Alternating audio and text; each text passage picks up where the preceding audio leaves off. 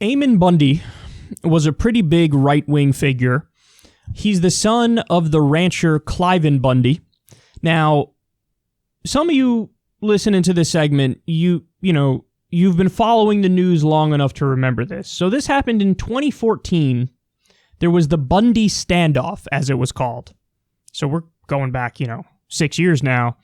And the Bundy Standoff was you had this like right-wing militia take over some federal building. And they did that because the government was trying to make them pay grazing fees because they had, animals on federally owned public land.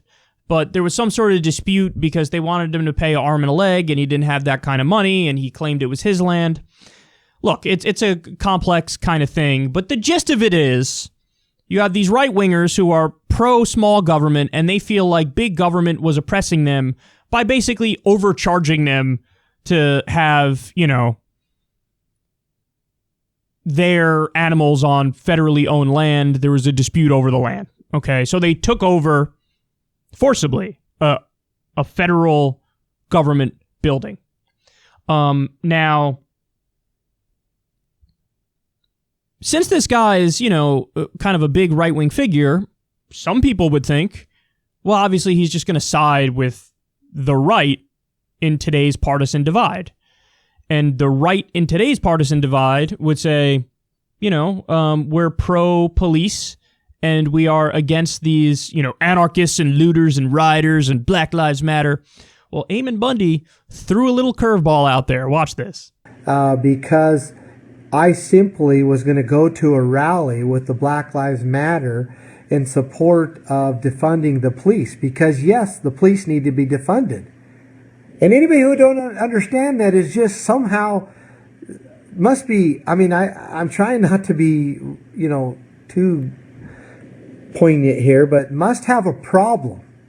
You must have a problem in your mind if you think that somehow the Black Lives Matter is more dangerous than the police. You must have a problem in your mind. If you think that Antifa is the one going to take your freedom, you must have a problem in your mind. You must be thinking, you must be hypnotized by these social media code words or by, conservative talk show hosts that basically put these keywords in your mind to make it so that you think certain things about certain terms, such as defund the police. No, defund the police is the correct thing to do.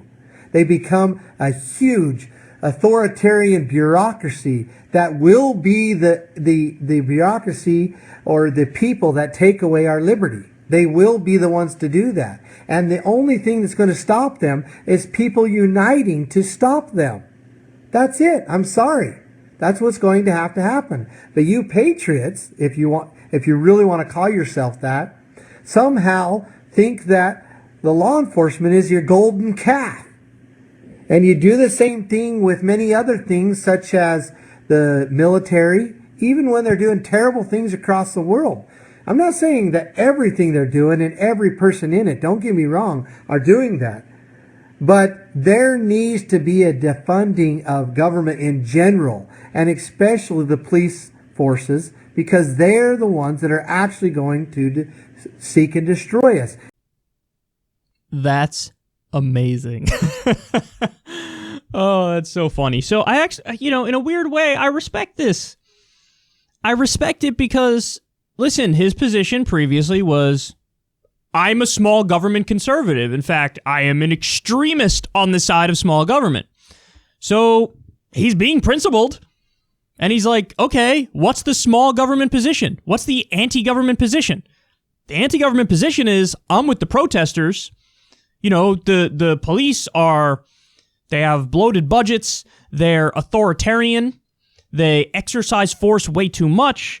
They kill people who are unarmed. There's no excusing that. Even definitely in the case with the federal officers. The federal officers, they're coming totally uninvited, unannounced. States and localities are like, we don't want you here. And they're from the Department of Homeland Security and a Border Patrol and they're throwing people in these unmarked vans and stuff, and they're wearing camo outfits, but they're not really even showing who they are up front. So Eamon Bundy, who's a right-wing guy, is saying, listen, the right-wing position is anti-government. So I'm anti-government. Now, if that puts me in league with Black Lives Matter, so be it. So be it. So I respect this because it's unfortunate, but it's true. You don't get many principled voices in the discourse these days. It's like whenever we talk about free speech issues, and sometimes that puts me with strange bedfellows who are like right-wingers, who are, using that issue for more cynical reasons. But you have to be principled. So if there is an instance of somebody who's on the right who's genuinely being censored or deplatformed or what have you, yes, you as a lefty should speak out in favor of that because it's the right thing to do, because being free speech means even being for free speech for your enemies.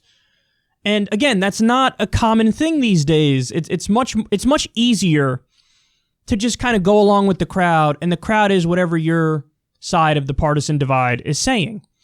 And for this guy, I mean, he's going to get zero love over this. Every single person is going to hate on him. In fact, I'm probably the only one even on the left who's going to give him credit, because many people on the left are going to say to him, well, you were the guy from the 2014 freaking terrorist takeover of the federally owned lands. So you're a right-wing extremist, so of course we're against you. Listen, in probably most ways, I'm against this guy. But I just think, I think it's respectable that at least he's being principled and saying, I don't care who this puts me in league with. I look at this on an issue-by-issue basis. And that's the thing. If you take anything away from this show, I don't know how long you've watched it for or whatever, but if you take anything away from this show, it's don't be afraid to think about things on an issue-for-issue basis. Because that's the only logical way to think about stuff, is an issue-by-issue basis. And if it just so happens that every now and then you got some strange bedfellows as a result of that, so be it. The funny thing is, I don't even fully agree with him. I don't even fully agree with him. I've been critical of the defund the police slogan.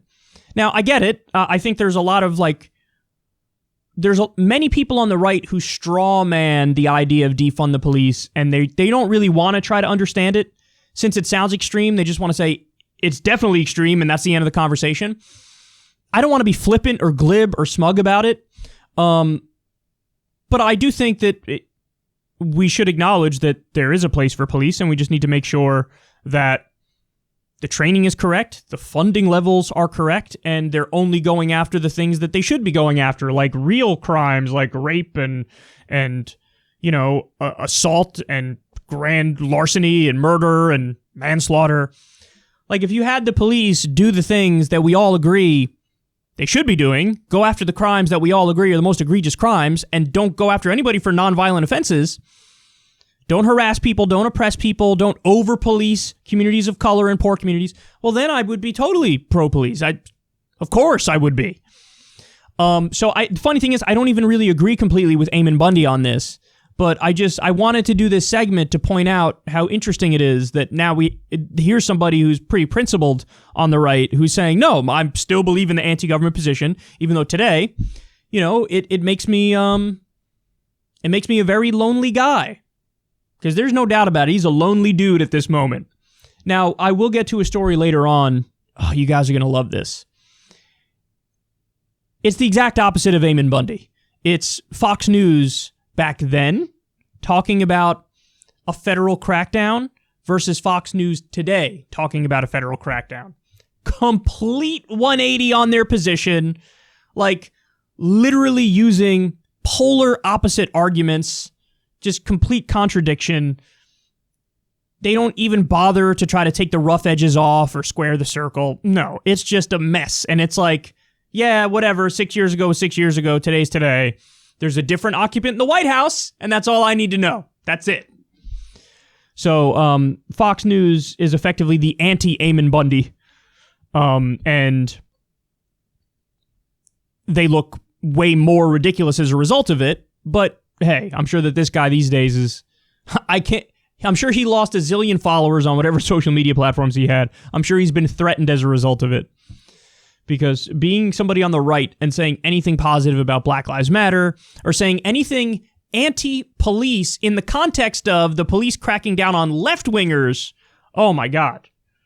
Oh my God. You're immediately, an enemy now to a lot of these right-wing hacks. So anyway, I thought that this was interesting. Credit to Eamon Bundy for being a man of his word and standing by his anti-government principles. These are not even necessarily principles that I agree with, but it is refreshing every now and then when you do see somebody in the conversation having principles.